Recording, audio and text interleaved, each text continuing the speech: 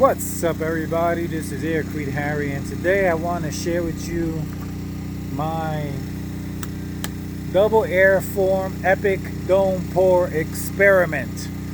So what you see behind me is a partially completed, I'd say 75% completed dome structure that was done during the Aircrete Harry epic workshop.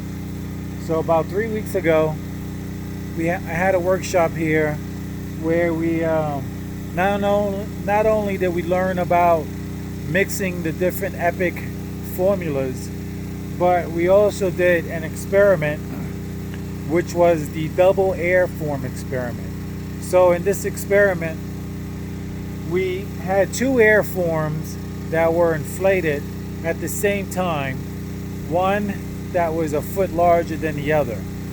And after they were both inflated, we filled that cavity with this epic material. Now, originally I came up with the idea of the double airform for Aircrete. And my idea, if you look back in my old video back in New York, was to first build an eco shell, which is a reinforced concrete structure on top of the first airform, then placing the second airform so that you could trap the Aircrete and keep that against the eco shell. This time what we did was we just used the epic mix. Now the epic is definitely a lot denser and heavier than the Aircrete, so there were some problems we ran into, but overall it did work. It's just not an efficient way of building with the epic material.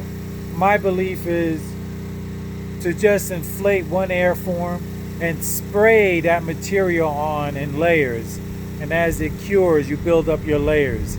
I think that's a much more effective way to build using the epic system, but I'll show you here. This is the partially completed dome, and I say partially because the roof part still has to be done. But overall, we got some pretty nice walls here. They're about 6-inch thick. It's pretty even all the way around. Now, the troubles that I had was the first airform, and you can see here, this is going to be the opening. This will be the doorway once it's finished. But this first airform here, while it had air on it, the air would escape from the bottom and would cause air pockets air pockets in the epic material. And there was two things that did. The first was it pushed all the styrofoam in those spots where there were air pockets. It pushed the styrofoam together, and I'll show you I guess you can kind of see here. This is just the styrofoam. So the air pockets came up and it brought the styrofoam with it, separating the styrofoam from the cement and paper. And so there are some weak spots here, but overall the dome is pretty solid. I mean, it's unbelievably solid. And but anyway, that was one problem. One of the things that I really do like, which was the whole idea, which was one of the ideas, was these very smooth walls that you get. This is the epic material up against the airform, and I suspect this would be the same results with Aircrete, to have these nice smooth walls that didn't need any work except for the areas where the air was escaping from underneath. And so you can see here we have some voids. This is all easily patched up. There's another one here I could put my fingers through. Some other small ones here. Again, this was an experiment. This is the other part I was referring to, where the air that was escaping from underneath the airform, in between the two airforms, carried up the styrofoam into these pockets here. So that was the result of that, and this is actually part of the reason why I don't think using this system would work well with the Epic unless you did your layers already first. You put on, like, say for example, 5 inches, and then you decided to put this on to get a smooth surface for that last inch. But even then, I think that might be too much of a hassle. So I'm going to inflate this airform here. Here's the inside. I'm going to inflate the airform so you can see. Hey, actually, this is a skylight. Oh, no. I'm going to inflate this airform now so you can see what's left. And what's left, I'm going to do by hand. I'm going to use the 3-jet nozzle and spray the material on to finish it off, because this was a pour. So I'm going to pause this and be right back. Okay, so this is the blower system that I'm going to use to inflate the airform.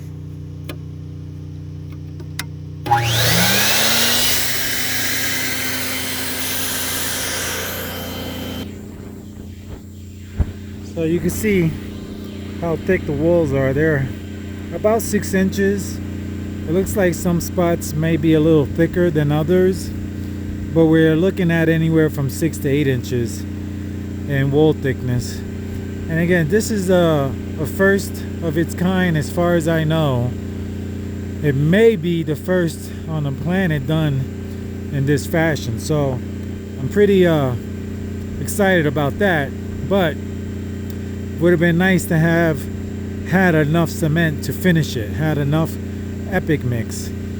So what's left is I need to grind up more styrofoam, and I didn't make, some batches by hand. I'll be using a 50-gallon drum there to mix it by hand, opposed to mixing it in the Epic mixer pump machine, which is a hydro seeder.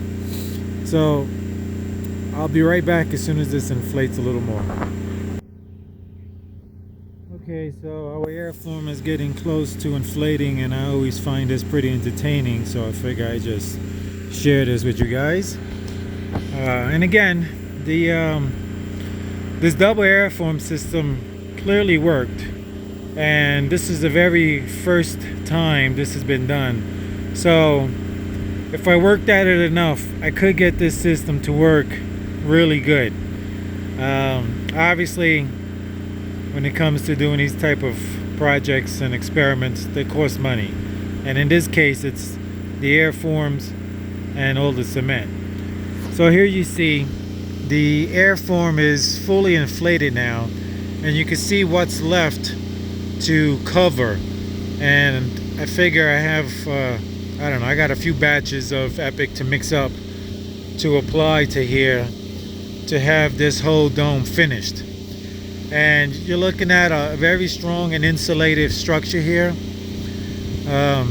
Again, my intention for my dome home was to put an eco shell, which is a reinforced concrete structure, onto the airform first, then to put the second airform over and fill that cavity in between with Aircrete for my insulation.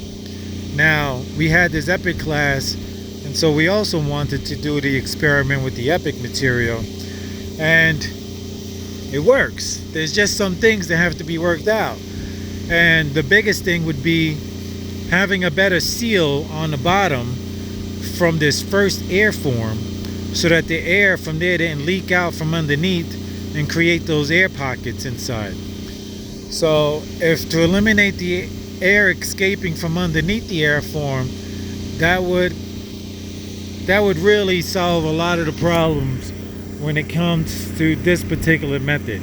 Now, the other thing that happened here is the pressure. You can imagine all this Epic.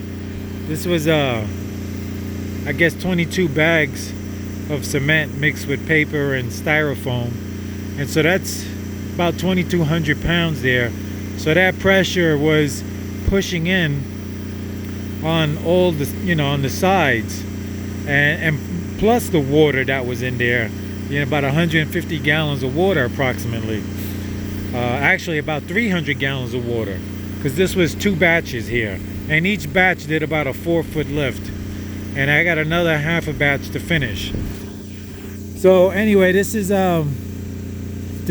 where I'm at. I wanted to share this with everyone, the stage I was up to with this epic double airform pour. And like I said, a couple of things need to be worked out if to proceed with this same system in the future.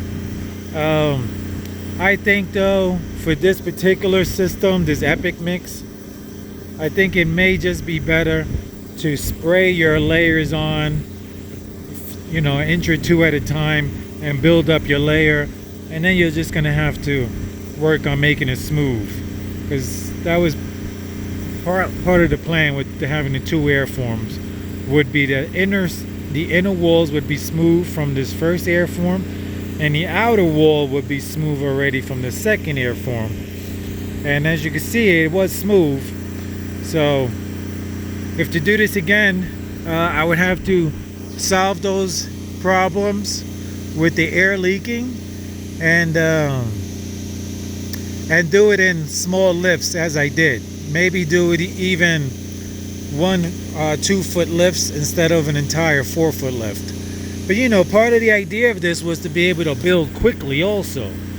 So, whoa, we had a blowout there. The little strap that I had pinching the air in just popped out. And that's a perfect example of something that could happen during the build. And if this happened, and it actually did during the workshop, not that, but the ring on the bottom, the way it was mounted, and the tap cons we were using were too small and skinny, and it actually deflated, and we had a big spill. And that's what that pad is over there, was all the epic from the first pour that leaked into the dome because that first airform failed. So this is the issues you can run into with the double airform system, because now you'd have 2 airforms that could potentially go bad. So that's why I really like the idea of using 1 airform that you can secure properly and spray it on a few inches at a time, and once that cures, it will help give structure to the entire dome and the airform, so you could build up your layers. In fact, after the first inch or 2, you probably would not even need the airform because it would hold itself up. So anyway, that was a great example of something that can go wrong with the double airform system, and not tying it correctly so that doesn't happen. Anyway, that's it for now. This is Aircrete Harry. This was the first epic double airform dome pour done on the planet, I think, to my knowledge. And overall, it was a success, and I'm going to be finishing it off hopefully this week by hand instead of using my machine. So anyway, peace out. I'll catch you guys later.